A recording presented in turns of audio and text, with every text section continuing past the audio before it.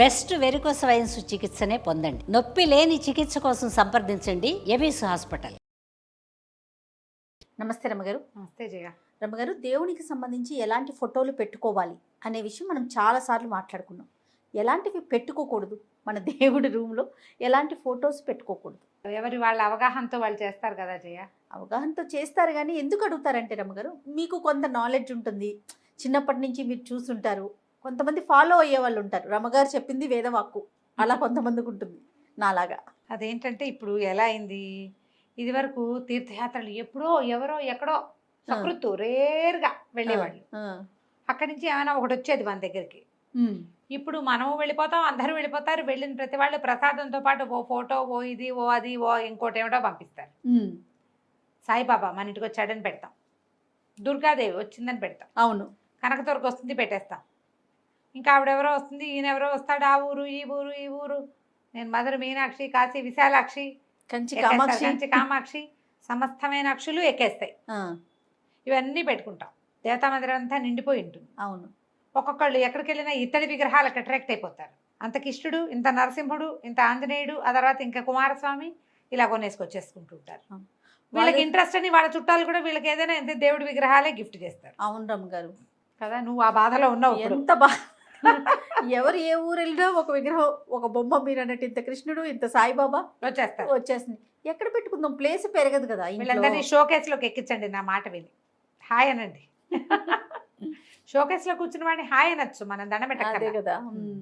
ఈ దేవతా మందిరంలో ఇంత ఫోటోలు, ఇంత ప్రతిమలు, అంత ఇవి ఇట్లా బోల్డని చేర్చి, మా విజయక్క ఇలాంటి వాళ్ళైతే ఒక్కొక్కరికి వేరు వేరు స్తోత్రాలు, వేరు వేరు నైవేద్యాలు. ఓ అరటిపండు, ఓ ఖర్జూరం, ఓ పట్టిక బెల్లం, వాళ్ళకి బెల్లం, వినాయకుడికి అది, లక్ష్మీదేవికి ఇది శివుడికి అది, ఇట్లా బోల్డని రకాల నైవేద్యాలు రోజు. అమ్మో, ఎప్పుడైనా ఓ రోజు మొత్తం దేవతా మందిరంతో తుడుచుని పులికా పెట్టిన రోజున టంగులు దిగిపోతాయి. ఇవన్నీ తోమి, ఇవన్నీ కడిగి, అందరికీ బొట్లు పెట్టి, అందరికీ వస్త్రాలు, అందరికీ అలంకారాలు. దీంతో చాలా కష్టం. దీంతో పాటు చనిపోయిన మన తాతగారు, భర్తో, నాయనో, అమ్మో, వాళ్ళ పటాలు దేవుడి పక్కన పెట్టేస్తారు. దేవతా మందిరంలో ఉంటాయి. చనిపోయిన వాళ్ళ ఫోటోలు దేవుడి మందిరంలో పెట్టుకోకూడదు. వాళ్ళు దేవుళ్ళు అయిపోరు. అదే కదా, మనకి దేవుడు, మనం అది ఎలా చేయాలి, విడిగా పెట్టుకోవాలి. దేవతా మందిరం వేరు, మన ఇంట్లో నుంచి పెద్ద కీర్తిశేషులైన వాళ్ళని వేరుగా పెట్టాలి. ఇది స్ట్రిక్ట్ రూలే. పాటిస్తే పాటించండి, లేకపోతే లేదు, మీ ఇష్టం. రూల్ అయితే రూల్ అయితే ఇదే రూలు. చనిపోయిన వాళ్ళు అమ్మ మీద ఎంత ప్రేమ ఉన్నా సరే, ఓకే, ఎంత ప్రేమ ఉన్నా మనం విడిగానే పెట్టుకోవాలి. కావాలంటే విడిగా ఎక్కడైనా పెట్టుకుని రోజు పూలు దండ ఇచ్చు, పూలు పెట్టచ్చు, బొట్టు పెట్టచ్చు, పర్వాలేదు. హారతులు, నైవేద్యాలు అవి చేయకూడదు మరణించిన వారికి. అది తప్పు, అది మనం భగవంతుడికే చేస్తాం. చనిపోయిన వారికి హారతులు, నైవేద్యాలు కూడా ఇవ్వద్దు. చాలా మంది ఇళ్ళలో చూసాను రమ్మగారు. ఏమో పాపం వాళ్ళు దేవుళ్ళు అయిపోయారు అమ్మా నాన్న అనుకుంటారు. దేవుళ్ళు అయిపోరమ్మా. కర్పూరం తిప్పేసి, అగరబత్తులు వెలిగిచ్చేసి, ఏమో పాపం వాళ్ళ ఇష్టం, మనం చెప్పలేము. కానీ అది చేయకూడదమ్మా, అది పద్ధతి కాదు, మనం ఇష్టం. అలాగే చెప్పాలి కదా. అక్కడి నుంచి మనది ఫోటో సమయాచారం. మనది సమయాచారం అంటే సౌమ్యమైన పూజా విధానము. ఆదిశంకర్లు ప్రతిపాదించింది. మీరు లలితా సహస్రం చూస్తే అమ్మవారిని సమయాచార తత్పర అని చెప్తారు. అందులో కౌల మార్గ తత్పర సేవిత లాంటి పదాలు కూడా ఉన్నాయి. ఆవిడకి ఆ మార్గము ఇష్టమే, కానీ ఈ మార్గంలో భయం లేని మార్గం ఇది. సౌమ్యమైన దేవతార్చన మంచిది కుటుంబీకులకి. మనం ఎవరికి చెప్తాం జయ, అదెవరో బాగా తెలిసిపోయిన వాళ్ళకి మనం చెప్పము. అవును అవును, మామూలు మనలాగానే ఏదో సామాన్యంగా పొద్దున పడుకుని, పొద్దునే ఆనందిని, రాత్రి పడుకుని నిద్రపోయి ఏదో ఇంట్లో పూజ చేసుకునే వాళ్ళకే కదా చెప్తాము. అంతేగా. సామాన్యులందరూ కూడా ఉగ్రదేవతలని దేవతార్చనలో పెట్టుకోకూడదు. అంటే దశ మహావిద్యల్లో ఉన్నవాళ్ళు, ఓకే, తర్వాత ఏమో సప్తమాతృకలు. ఈ సప్తమాతృకలకి వాటికి మంచి పూజా విధానం కావాలి, బలమైంది. అన్న నివేదన కావాలి, అన్నం సంతర్పణ జరగాలి. ఎప్పుడు మనం అవేం చేయము, ఏదో మామూలుగా చేసుకుంటాం. పండో ఫలమో అరటిపండు నైవేద్యం పెడతాం. ఓ తాంబూలంలో అరటిపండు చెప్తే తలా ఒక అరటిపండే తాంబూలం ఇస్తాం. మన జీవితాలు అవి అంతే కదా. అంతే. అవి ఎక్కడ ఉండొచ్చు, దేవాలయాల్లో, పెద్ద పెద్ద మఠాలు, పీఠాలలో. అక్కడ ఏంటంటే విస్తారమైన అర్చన, అన్న విశేషంగా అన్నార్చనలు జరుగుతాయి. అమ్మకు చూపిస్తారు అవన్నీ, అవి అందరికీ పెడతారు. మనం అంతవి చేయకూడదు. మనం ఏం చేయొచ్చు, ఓ లలితాదేవి సచామర రమావాణి సవ్యదక్షిణ సేవిత, అలా ఉన్నది సాత్విక రూపం. అటు ఇటు రమా లక్ష్మీదేవి సరస్వతీదేవి వింజామాటలు పట్టుకుని ఆవిడ ఇట్లా కూర్చుని ఉంటుంది చక్కగా. శాపబాణ హస్తగా ఉంటుంది. బాణాలు ధనుర్బాణాలు అవి పట్టుకుని పాశాంకుశాలు అవి ధరించి స్థిమితంగా కూర్చుంటుంది. అలాంటి లలిత చిన్న అన్నపూర్ణాదేవి విగ్రహం పూజలో ఉండాలి. ఓ వినాయకుడు ఉండొచ్చు. ఈ వినాయకులలో అష్టవిధ గణపతులు చాలా మంది ఉన్నారు కదా, అవన్నీ మనం పెట్టుకోం. సాత్వికంగా ఎడం వైపుకి తొండ ఉండి స్థిమితంగా ఉన్న వినాయకుడిని, నాట్య గణపతిని వాటిని పెట్టరు పూజల్లో, అది పనికిరాదు. సాత్విక గణపతి స్థిమిత రూపుడు కూర్చున్నవాడు, అర్చన అందుకోవడానికి సిద్ధంగా ఉన్నవాడిని పెట్టుకుంటాం. ఓకే. తర్వాత ఇంకా లక్ష్మీదేవి కూర్చున్న లక్ష్మీదేవి ఆ పటాలు ఉంచుకోవచ్చు. కనకదుర్గమ్మని పెట్టుకోవచ్చా రమ్మగారు? కనకదుర్గని ఏమన్నది పులి మీద సింహం మీద వాహినిగా సింహవాహిని అలా పెట్టుకోకూడదు. మనకి సాత్విక రూపం అమ్మవారి ఫోటో చూపిస్తారు చిన్న నవ్వు మొహంతో. కేవలం ఏవైనా సాత్విక రూపంలో ఉన్న పటాలు పెట్టుకోవాలి, అంతేనండి? ఉగ్రదేవత ఉగ్ర ఆవిడే ఉగ్ర నరసింహస్వామి. నరసింహస్వామి కూడా లక్ష్మీ నరసింహుడిని పెట్టుకోవచ్చు. ఓహో.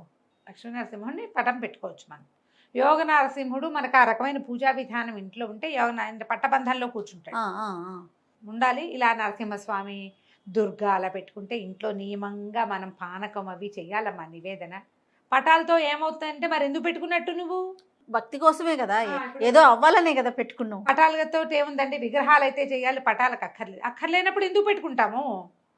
నువ్వు అదేదో ఉంటుందని కదా నువ్వు పెట్టుకున్నావు. అదేదో ఉంటుందన్నప్పుడు దానికి తగినట్టు చేయాలి. మరి చేయాలి, చేయలేనప్పుడు పెట్టుకోవద్దు. ఆంజనేయ స్వామి అండి, ఆంజనేయ స్వామిని కూడా పెట్టుకోవచ్చు చక్కగా. చక్కటి పంచముఖ ఆంజనేయుడు కాకుండా స్థిమితంగా ఉన్న ఆంజనేయ స్వామి మన ఇది ఉంటుంది కదా, ఏమంటారు మన సంజీవని పర్వతాన్ని తెచ్చినవాడు, తోకరాయుడుగా ఉన్నవాడు, తోక ఇట్లా కనపడుతుంటుంది, అలా కూడా చేసుకోవచ్చు. దీంట్లో ఏంటంటే చాలా మంది పెద్దవాళ్ళ దగ్గర నేను విన్నాను నేను చెప్పే 5 వినాయకుడిని ఎక్కువ ఉంచకూడదని. మా దగ్గర 5 వినాయకులు ఉన్నారు, నేను ఎవరిని తీయలేను. ఆయన తీస్తే ఏంటో కష్టంగా ఉంటుంది. ఒకే పటం ఒకే దేవుడివి రకరకాల ప్రతిమలు అక్కర్లేదు. నేను విన్నాను రమ్మగారు, ఎక్కువ ఇవి అక్కర్లేదు. అనంతలక్ష్మమ్మ అనుకుంటాను ఒకసారి, ఒక ప్రతిమ ఒకటి చాలు, రకరకాల రూపాల్లో ఉన్నాయని పెట్టుకుంటే ఎక్కువైపోతుంది, ఎక్కువ ఆక్యుపై చేసేస్తుంది. అర్చన కావాలి, నైవేద్యం కావాలి. అర్చన అక్కర్లేదంటే షోకేస్లోనే పెట్టుకోవచ్చు. నువ్వు పూజా మందిరాలు ఎందుకు పెట్టుకున్నట్టు? అంతే కదా. నేను నా సలహా అయితే ఏ ఫ్రెండ్స్ ఎవరు తెచ్చి ఇచ్చిన ప్రతిమైనా ఎత్తి పూజ గదిలో పెట్టబోకండి. ఓ షోకేస్ ఒక ర్యాక్ దానికి వదిలిపెట్టేయండి, అన్నీ ఒకదాని వెనకాల ఒకటి పెట్టిపారేయండి అంతే. షోకేస్లో పెట్టుకోవచ్చు, దేవుడి దగ్గర పెట్టవద్దు. దేవుడి దగ్గర వద్దు. శాంత స్వరూపుడుగా ఉన్న హయగ్రీవ స్వామిని పెట్టుకోవచ్చు. హయగ్రీవుడు చాలా విద్యాప్రదాత, చాలా మంచిది. ఉత్తమ దైవాలలో హయగ్రీవుడు ఉన్నాడట. అజ్ఞానానందమైన దేవం నిర్మల స్ఫటికాకృతి ఆధారం సర్వ విద్యానయం హయగ్రీవం ఉపాసమ. ఆధారం సర్వ విద్యానం హయగ్రీవం ఉపాసమహి. చిన్న శ్లోకం పిల్లలకి నేర్పించండి, విద్య పెరుగుతుంది. శ్రీరామ్ పట్టాభిషేకం మనం ఉంచుకోదగిన ఫోటోల్లో శ్రీరామ్ పట్టాభిషేకం ఒకటి ఉంది. శివపార్వతుల్లో అండి, శివపార్వతులు శివ ఏమంటారు పరివారం. వినాయకుడు షణ్ముఖుడు కూడా ఉన్నది పెట్టుకుంటే చాలా మంచిదట. ఇప్పుడు ఆయుష్ హోమం చేస్తే చాన్నాళ్ళ క్రితం పిల్లల పేరుతో ఏదో ఆయుష్ హోమం చేస్తే అప్పుడు ఆయన చెప్పారు, మా పురోహితుడు సుబ్రహ్మణ్యం గారే నాకు గుర్తున్న ఆయన, శివపరివారం తీసుకురండి, అది ఇంట్లో ఉంచుకోండి, శివపరివారం ఉండటం చాలా మంచిది. మా ఫ్రెండ్ ఒకరు వెండి ప్రతిమ ఒకటి ఇచ్చారు, శివపరివారం చాలా బాగుంటుంది, చక్కగా పరివారం పెట్టుకుంటాం. ఇలా పెట్టుకోవాలి. కానీ మీరు ఆలోచించండి, ఉగ్రదేవతలు తర్వాత ఏమో ఇలా శంఖచక్రాలు అవి పట్టుకుని ఉన్నటువంటి విష్ణు స్వరూపాలు ఇంతంతవి ఫోటోలు అవి కాకుండా అలా ఒక్క విష్ణువే ఉన్నవాడు కాకుండా పక్కన లక్ష్మి ఉన్న విష్ణువు. స్వామి పైనుండి కింద నుంచి మనకి లక్ష్మీదేవి ఉన్న ప్రతిమలు కూడా కనిపిస్తా ఉంటాయి రమ్మగారు. అంటే కళాత్మకంగా రకరకాల ఐడియాలు చేస్తున్నారమ్మా, మనం చెప్పలేకపోతాం కదా. తిరుపతిలోనే తీసుకున్నారు, ఎవరో తీసుకొచ్చి ఇచ్చారు, ఇంట్లో ఉంటారు. ఈ ప్రతిమలన్నీ ఫోటోలన్నీ దేవుడి దగ్గరికి చేర్చకుండా పెట్టుకోండి, ఇంకంతే చేయాలమ్మా. మీరు ఆలోచించుకోండి ప్రధానంగా. ఇప్పుడు చాలా మంది రకరకాల దేవతల ఉపాసనలు అవన్నీ చెప్తున్నారు కదా, మరి ఈ ఉపాసనలు అవన్నీ ఏదైనా తాత్కాలిక ప్రయోజనం కోసం, తాత్కాలికంగా కొద్ది రోజులే, ఫలానా రోజు మంచిదంటే ఆ ఒక్క రోజే చేస్తే మంచిది తప్ప దాన్ని నిత్యార్చనలో పెట్టుకోకూడదని భావిస్తున్నాను జయ నేనైతే. ఓకే. ఎందుకంటే ఇది మనకి వారాహి అర్చన అవన్నీ కూడా శ్యామల వారాహి ఇవన్నీ కూడా మంత్రాధిష్టాన దేవతలు, వాళ్ళందరినీ మనం నిత్యము అర్చన చేయటం అనేది అసలు మన విధానంలో లేదు, కానీ కొత్తగా వచ్చేసింది. అనొచ్చు అనకూడదు రమ్మగారు, లేటెస్ట్ టెక్నాలజీలో భాగంగా ఉమ్. వారాహి పూజ అనేది కూడా ఇది కూడా కొత్తగా వచ్చింది కదా రమ్మగారు. ఇంతకు ముందు విన్నామా అసలు? వినలా. వారాహి అమ్మవారి ప్రతిమ కూడా తెలియదు. ఇప్పుడు వేవేలుగా ప్రతిమలు వారాహి పూజ, ఫోటో వారాహి- ట్రెండింగ్ లో ఉంది వారాహి. ఇప్పుడు అవును. శ్యామలు కూడా ట్రెండ్ లోనే ఉండేది. శ్యామల్ని కొంచెం పక్క పెట్టి వారాహి చేస్తే మనం ఎవరినైనా ఏదైనా చేసేయచ్చు, అలాంటి భావాలు కూడా అది విపరీత పుడుతున్నాయమ్మా. ధోరణులు కదా. అలాంటి వాటిల్లోకి వెళ్ళబోకండమ్మా. ఎవరినైనా మీ చేయగలిగేది మిమ్మల్ని ఏం చేస్తుందో చూసుకోండి. కరెక్ట్ చెప్పారు. ఎవరి కోసమైనా వాళ్ళు పాడవ్వాలి, వాళ్ళ ఇదవ్వాలి అని చేసిన పూజ మనల్ని ఏం చేస్తోంది? మిమ్మల్ని ఏం చేస్తుంది అది ఆలోచించండి. తుప్పు మరకలు అంటిస్తుంది, తుప్పు ఐరన్ ఓ ఇనపరాడ్డుకి తడిపామనుకో ఆ మరక బట్టలకు అంటుతుంది.